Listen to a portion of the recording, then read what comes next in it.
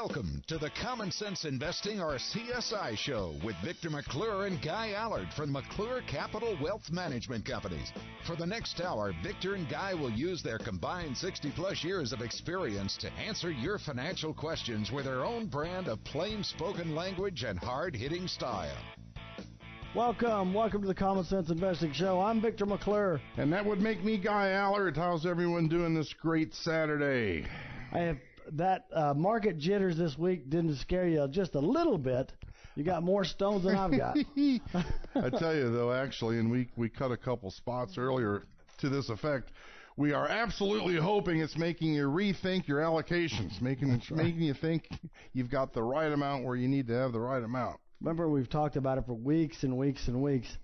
You know, once the PE ratio gets to a certain... Now, before I start this, does this mean we think the market's going to crash completely tomorrow? We have no idea. All we know is this should remind you, you have to be ready. You have to have your allocations right, not be too much into the thing. But the market dropped, I don't know, what was it, 1,000 points? Wednesday, Thursday, came up a little bit on Friday. 5.5%, something give or take. Yeah. It took out almost all the gains for the year. Except for 1 1/3% or something. Yeah, right. Yep. But it gained back a little bit on Friday.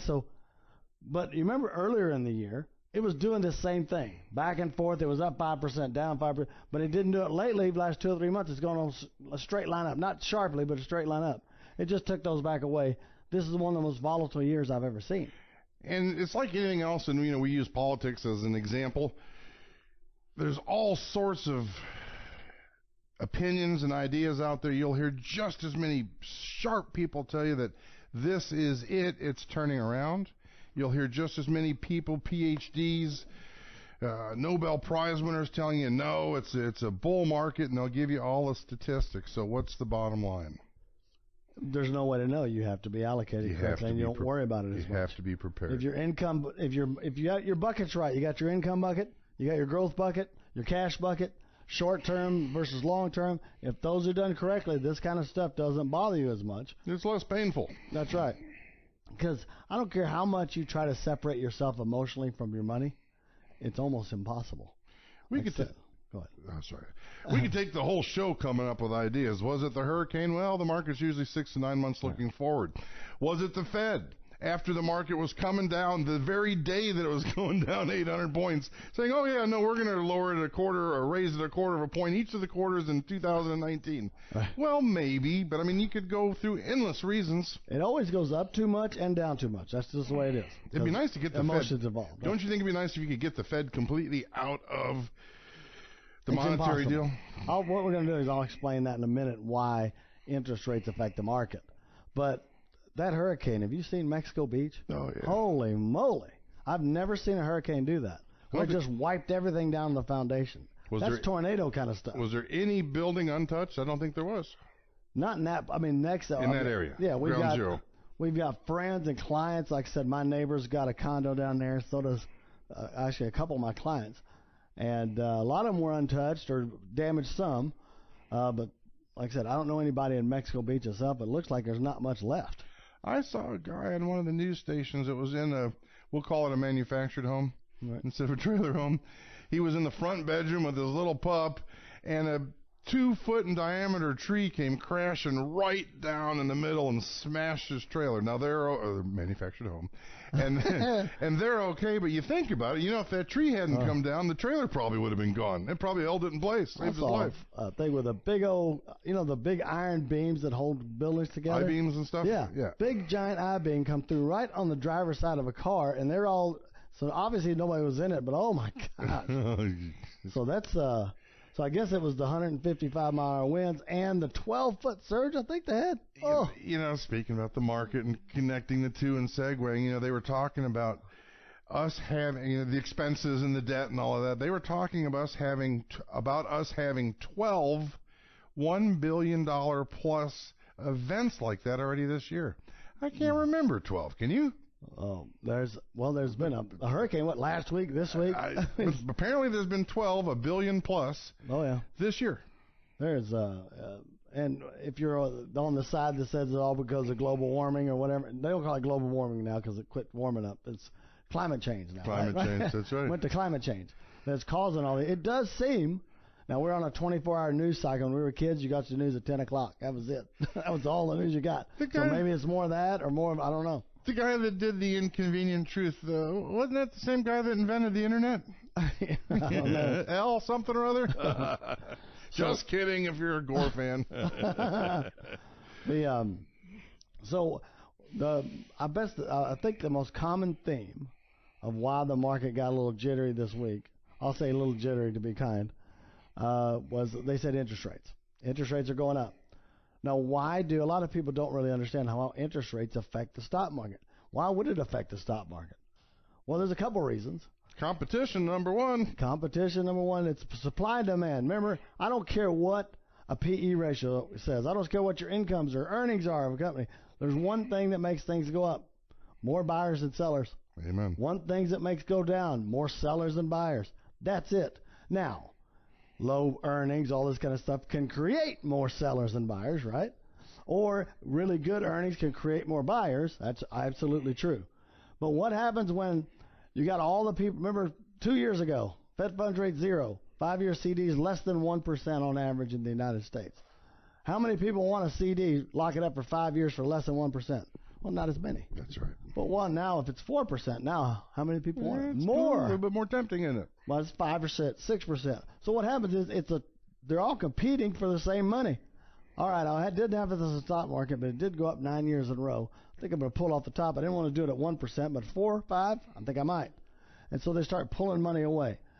Even more than that, when interest rates go up, the cost of borrowing for businesses, individuals, goes up, right? Mortgages are gone up. I looked the other day and I'm like, whoa, that's gone up a lot. 2%, I think, higher than what I bought mine at. Yep. So they go up. What happens if you pay more? Because people don't buy the price 90% of the time. You buy the payment. They buy the payment. So a same price house is now $400 a month or more. I'm just making, I don't know what the numbers are. But it's, say, several $100s more. They can only afford this payment, so they're going to go down the value. Well, what happens is that lowers demand for housing. So housing goes down, so you got less demand. Less demand gets more sellers than buyers, which we talked about this 2 weeks ago in this show. In the Dallas paper, it said the highest inventory in 7 years in the Dallas market. This week had a confirmation of that, saying sales have all slowed down. All of these kind of things are pointing to you might have an overbought real estate market. Interest rates are really exacerbating that. Use these events in the market this week as just as a call to audit your position. Simple math. However old you are, that should be the minimum percentage that you should have safe. Obviously, the older you get, the larger that number is, and if you're 70, you should have 70% of your money safe. Now, it could be producing income, it could be in other areas, but that's the percent that should be safe. And Victor and I'll just kind of throw things out, and you kind of make your own decision because no one knows the absolute answer. But one of the other things I've heard this week is right now, debt is getting really high again. And when debt gets really high and rates are going up, it ain't good. What happens? Well, how does debt go up? Wait a minute. It was down before people were starting to save money. People start feeling good. They should start spending more. I can see by my Amazon bills. Amazon.com. Your wife feels really good this week, doesn't she? People start feeling, and they get more in debt. That's right. And there's just a whole perpetuating them. And on top of that, corporations, now if they're going to buy this new wing or expand their business, their cost of borrowing has now gone up. And when you start talking in the millions, tens of millions, into the billions of money, when you're expanding one of these big companies, the interest payment, the change in debt service is a huge number. And what it will do is say, well, let's not do that now. So then you start getting into the growth of the economy. The growth of the economy. Remember, also our economy is based on like 70% of what we spend. If things starts going up like that or market goes down, what happens? That's a good point. The wealth effect goes away because the wealth effect is if the market's going up and your house is going up, people feel wealthy. And when they feel wealthy, they spend more. The opposite occurs when things get shaky. So we could be at the beginning of the precipice of a potential down market that could be a lot more significant than you might think. But how would you like to be in a position where it didn't matter? That's Either right. way, you're okay. Remember, call us. We'd be more than happy to look over your allocation. Make sure you're on track. Make sure you've got money prepared for the different bucket strategy. It's funny. I've got some reports we'll talk about after the break that talks about people are talking about their bucket strategy, the one we've been talking about. These are professors. And now they're coming. Oh, yeah, they're going, this is what you should do. They're listening to our show. That's right. They That's must be what I'm stealing from thinking. us. That's right.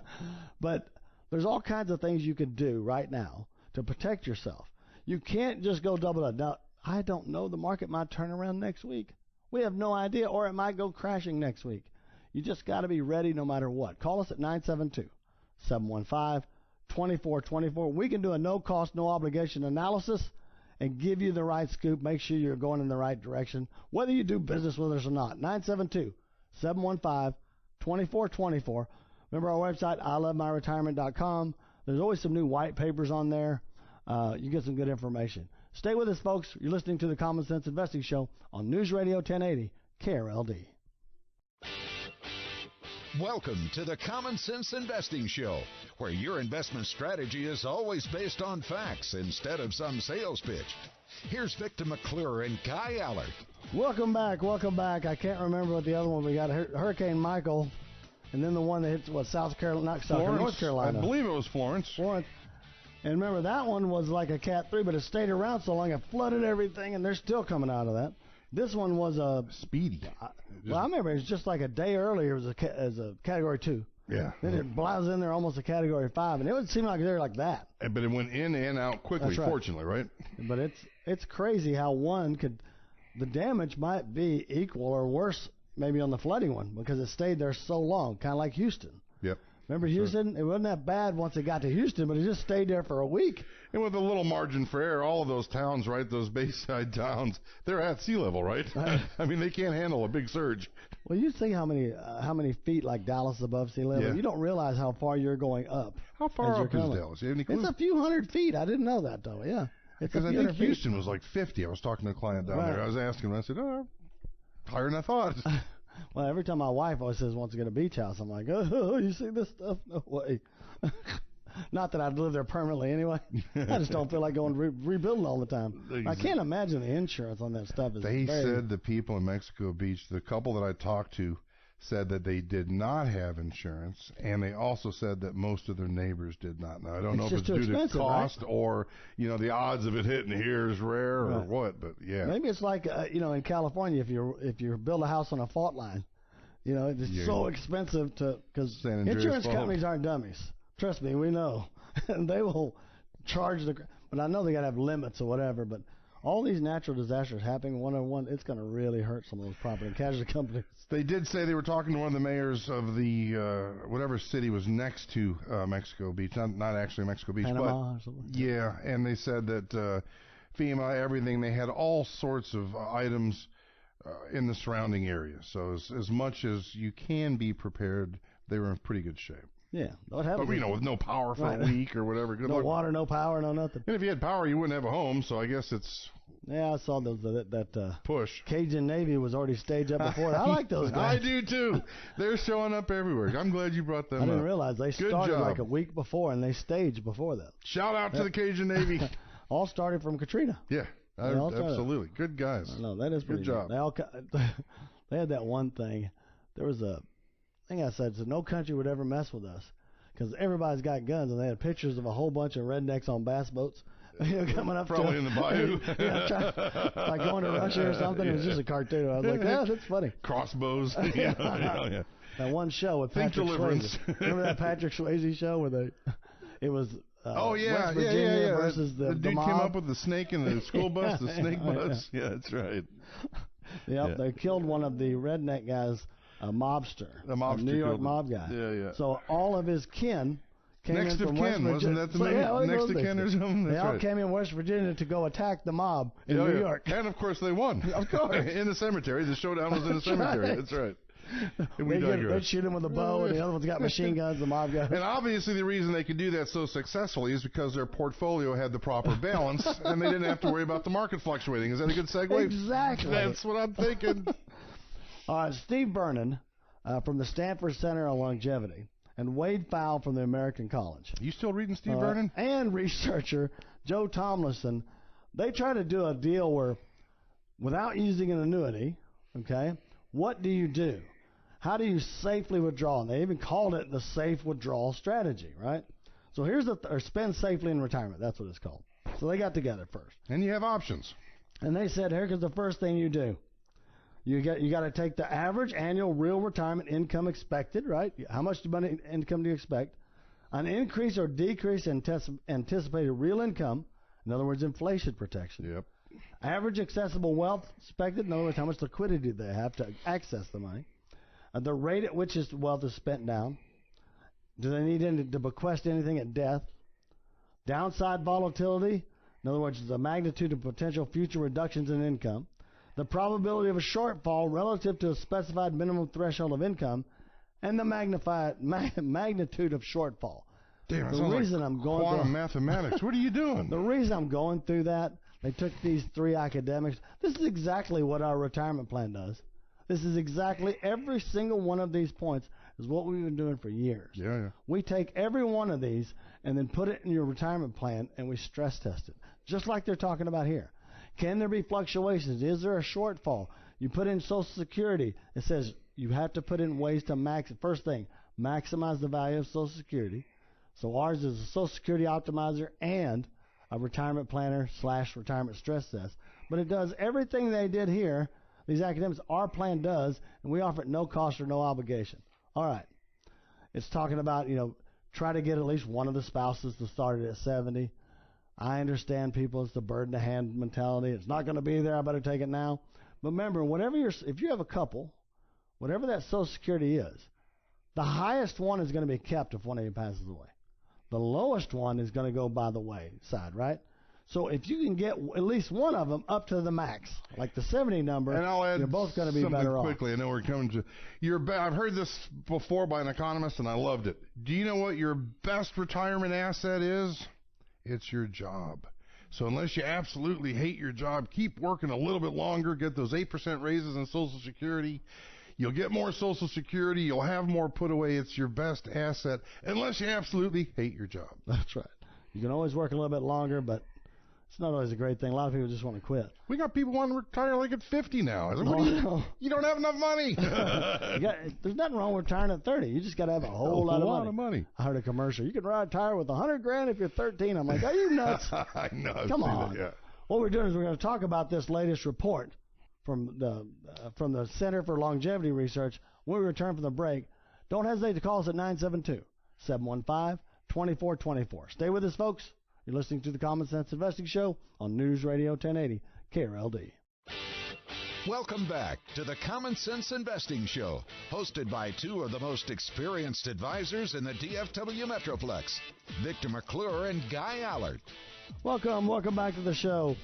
Remember, if you'd like us to take a look at, if you have any questions, like us to take a look at your portfolio to make sure you're prepared in case this bear market is the start of a bear market, or no matter what happens in the future, call us at 972-715-2424.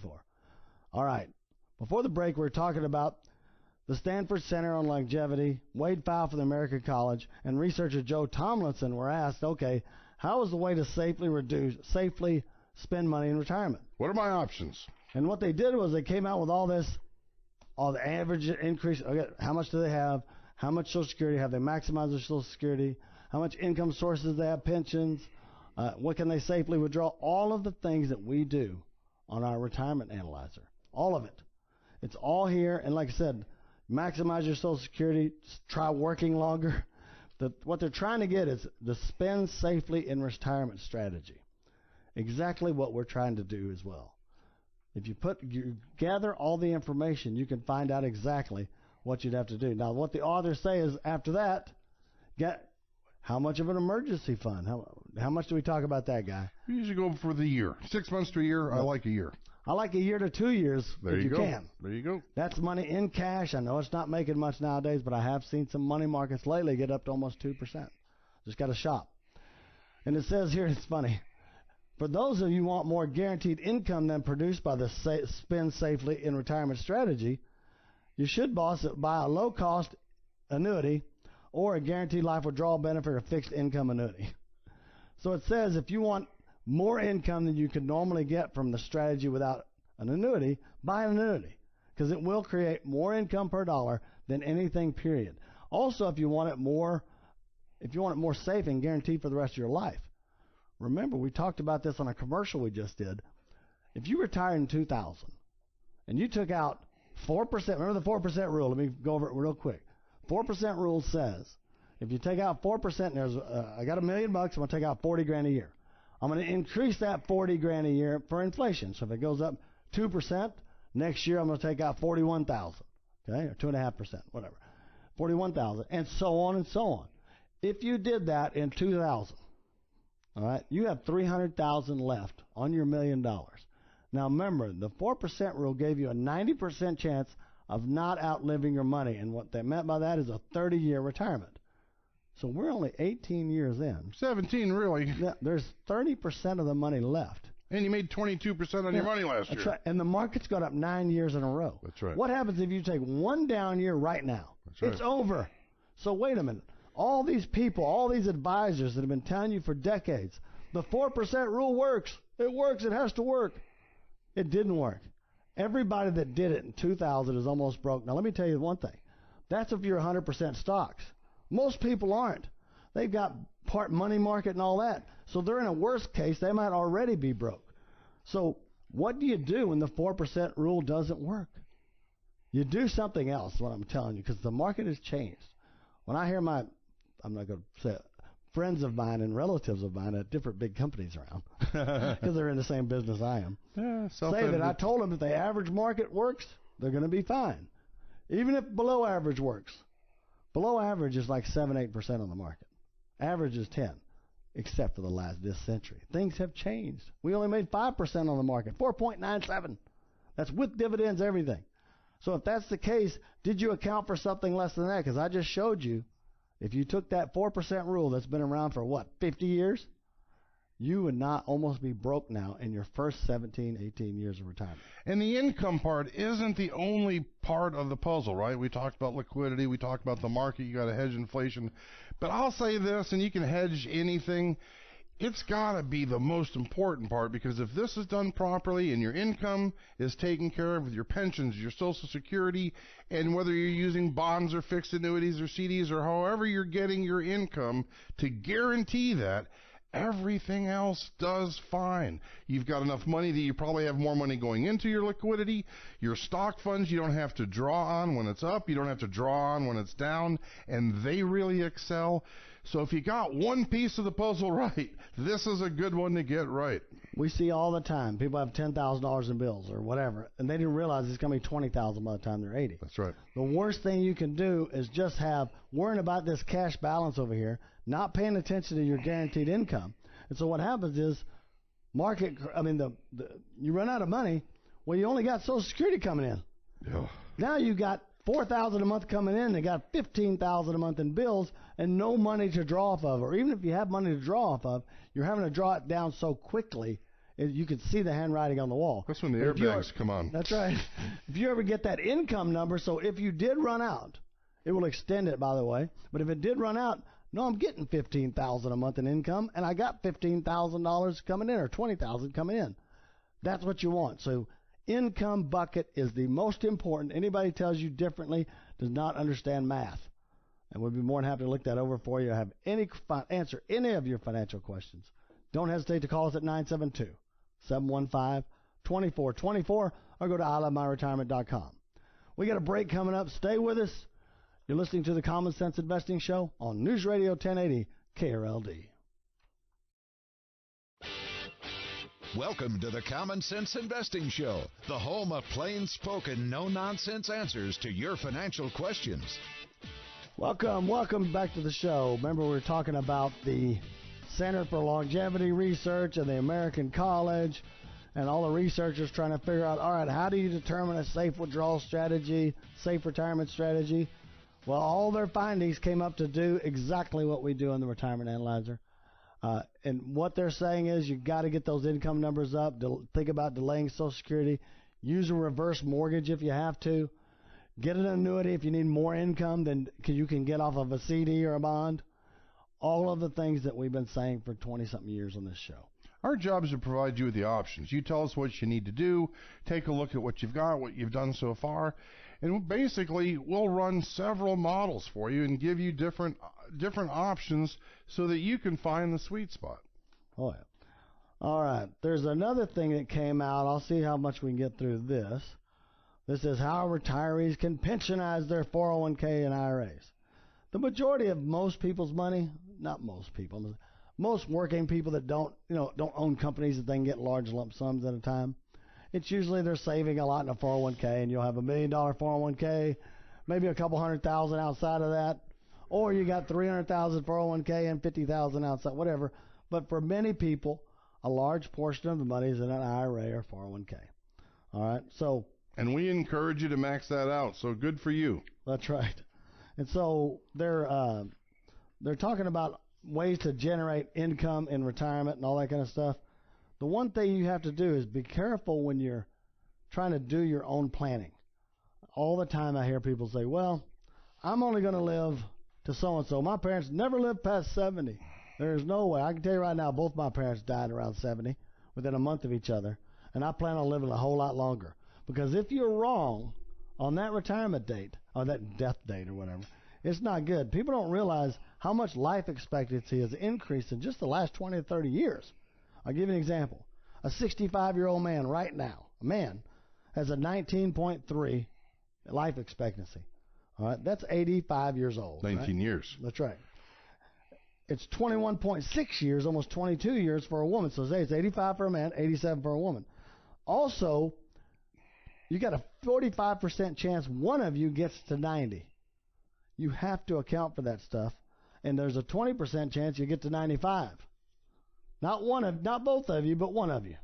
Okay? And remember, with that Social Security, you're only going to drop off the lower one. So if you can really get that higher one increased, you're much better off. And I would mention, when we do the retirement analysis for the clients, we do it, we're both cases. If the husband goes first, if the wife goes first, we lower the expenses, we reduce the income, and it'll even show you those numbers just so that you have an idea. And this is what we're talking about, this article, how to generate 12 strategies, can't talk. Easy for you to say. 12 strategies to generate income in retirement. What is number one? This is Kiplinger. This came out a month ago, a couple weeks ago. Put your money in buckets. The number one thing, our bucket strategy. We talked about that. You've been listening to our show. That's right. It says put your money in buckets. It goes because the bucket plan, you have assets. I got short-term money assets, long-term, mid-term, income bucket versus growth bucket versus emergency bucket. It's talking about that same thing. Now, the most important thing people do to make your money last is not how much you may have saved. It's weird. Everybody asks me, I have to save so much. Doesn't matter how much you save, folks. It matters how much you spend. If you're getting $2,000 a month in Social Security and all your bills are $500, you're fine. It's if you spend $10,000 a month, you've only saved $1 million. That's when you have issues. It happens all the time. Yep. Because people don't realize, going, okay, if I make this and that, and they're figuring if I make 7-8% on the market, that's $70,000, $80,000, that'll cover me. They're not talking about the sequence of returns risk. They forget that. They're forgetting inflation. Your bills are going to double sometime in your retirement, whether you want them to or not. Okay? Remember, medical inflation, your stuff's gone up 400% in the last 20 years. 400%. If you don't account for that stuff, you're going to be stuck later. I never in my life thought I would pay a $500 or $600 water bill. I've been around a long time. I would never have thought that, but here we are, right? For water. And this says the next thing is the 4% rule. Well, we talked about that a couple segments ago. That's been the rule forever. It didn't work. They lowered to 2.8 or something silly. 2.8. At least this article here from Kiplinger actually says that. Does it? The end of 2013, they ran the numbers. Because we did it earlier in the show. If you'd have taken out 4% of your money, you would have been almost broke in 17 years out of your retirement. That's $28,000 in withdrawals without inflation on $1 million. That's not much. So that's why people always ask me, why do you recommend annuity? Hey, you don't have to do an annuity. If you've got $1 million and you can live on $28,000 a year, you're fine. You can do whatever you want. A lot of my clients want to get, say, $50,000 a year. Maybe $80,000 a year, $100,000 a year. It just depends how long you can defer income. That's right. I go, so With $28,000, you can do what you want. It'll pretty much solve itself. But if that you need more, you need to explore every single option that pays you more. Remember we talked about 2 segments ago, the Center for Longevity and the American College, and well, if you need more than that $28,000, you need to buy an annuity because it pays more income per dollar than anything else. All right, what's the next thing? This is the Kiplinger. How to make sure you don't run out. Next one's inflation. Of course you have to account for inflation. We just talked about that several times. Your bills will go up. They will double, at least go up 50% sometime in your life expectancy, especially if you have a husband and wife. Married people typically live longer. That's just the facts. And one of you lives a really long time sometimes. And be careful. The last 10 years have been like the lowest in history, 1.64%. The interest rates were so low, you can't extend that forward successfully. No. The next, and then it says generate income from your investments. Well, of course, if you want to make your money last, get the most income from them. We got a break coming up, folks. Remember, don't hesitate to call us if you have any questions or you'd like to take advantage of our no-cost, no-obligation Retirement Analyzer, Retirement Stress Test, and Social Security Optimizer. Our number is 972-715-2424. Again, 972-715-2424. Stay with us, folks. You're listening to the Common Sense Investing Show on News Radio 1080 KRLD. Welcome back to the Common Sense Investing Show, hosted by 2 of the most experienced advisors in the DFW Metroplex, Victor McClure and Guy Allard. Welcome back to the show. Here's our last segment. I hope you enjoyed the show so far. Hurricanes, market volatility. Right. We're in the middle of hurricanes. You don't know what's going on around here. Also, the last thing I said was, how do you get income from your thing? Well, dividend-paying stocks is one way to get income, right? That's right. Make sure the dividends really mean something, though, okay? Dividends aren't guaranteed. Neither is the underlying stock. No, you cannot put all your money in dividends to create income in retirement. No, I'm saying you can, but at your own peril. Think ConocoPhillips and look it up if you're not familiar. It happens all the time, okay? Now, I would rather do instead of individual stuff, because you know how many people tell me a day, I only do AT&T, you know what the dividends are? I get it. When things are going great, you'll get good dividends on these things, but I've seen dividends go to nothing and the underlying stock go to nothing. So you got to be careful. But I would do more of an ETF with dividend stocks. Bonds are another source of income. Right now, you got a real difference in bonds. They've been raising short-term rates, but long-term rates are still going, right? And so they haven't gone up yet. So that's what we're trying to do is you got to be careful when you think interest rates are going up, so you hold off. It's long-term rates, the ones you're going to be using, right? You can't buy one-year bonds because they're not right now. One-year bonds are still 1%, even though the Fed funds rate is 3 or something. That's right. So you got to be careful there. Number 5, it says delay Social Security. Delay Social Security. We talked about that 100 times. Everybody does it. Easy to do if you're working. That's right. We'll show you the numbers. This is the one thing seniors hate to hear. No, I understand. Oh, yeah, the numbers are there, whatever. I'm taking it now, or I'm taking it then. I don't care what they say. That's one of the hardest things. And it may help you mentally because, sometimes when you see the numbers in black and white, and with Victor and I, it's all about the numbers. Go to SSA.gov, set up an account if you haven't, because they're not spending the money for the pamphlets anymore, or rarely. Look up how much money you've put in, and look at how much money you're getting back, and divide one into the other. You'll really be surprised how much you're getting back compared to what you put in, and that may make it easier for you to decide to wait. People get mad about Social Security all the time. Oh, they're screwing me. Look at they're doing this, that. Trust me, there is no way to get a return better than Social Security is going to pay you. And I know the government's this and the government's that, and most of the time they really are. And you're right about that. We agree. No question. Yeah. But Social Security is not a bad deal, because I always hear that. It's our money, blah, blah, blah. Well, they don't think of it that way anyway. But I'm telling you, even like guys like me, we put maximum in forever. So there's nobody's paid in more than we have. And it's still the best deal I've ever seen. I got to tell you, my mother-in-law, I don't think ever paid a penny in it. She gets $1,000 a month, ever. Yep. But there's all kinds of things like that. Even if you did the maximum, it would be impossible to reproduce that income if you'd have put that money somewhere else. Remember they always try to privatize Social Security? I get the benefits of that. I get the numbers. But I don't think you could come anywhere close. And along that line, just briefly, if you've got a pension or a cash option from your job and you're getting ready to retire, call us and we'll tell you exactly what the numbers are. If you're on the old actuarial tables, that pension from them may be the best deal. Don't go for the cash, but we can help you with that decision as well. This is Kiplinger's How to Make Sure You Keep Your Money in Retirement. It's all the things we always talk about. Their number 7 thing is buy an annuity.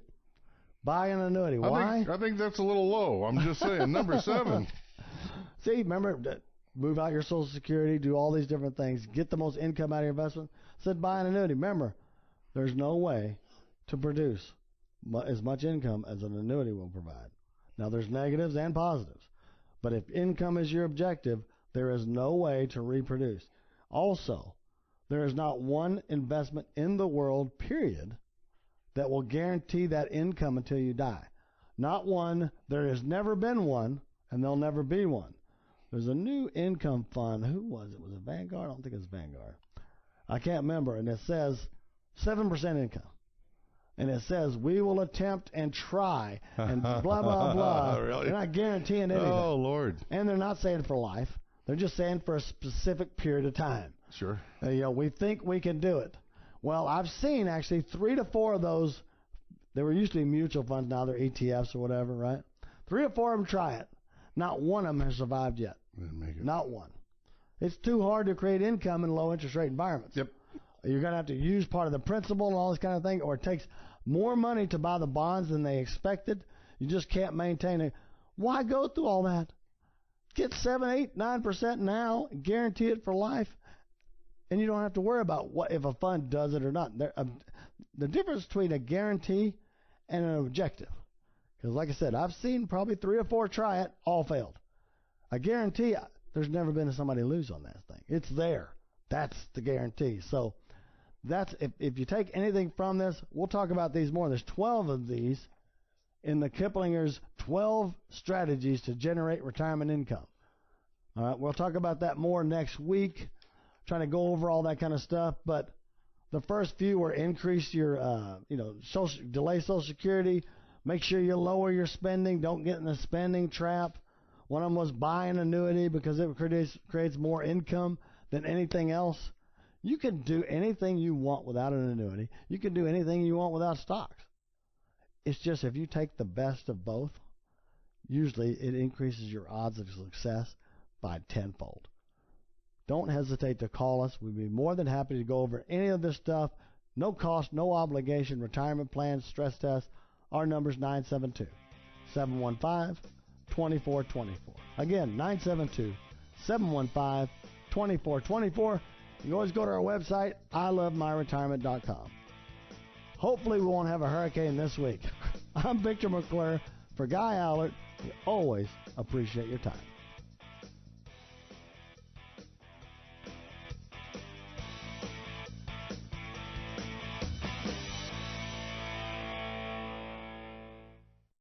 The preceding show is paid for by McClure Capital and is for informational purposes only and not a solicitation or representation of any particular investment product or service. Any views and opinions do not constitute financial, legal, or tax advice.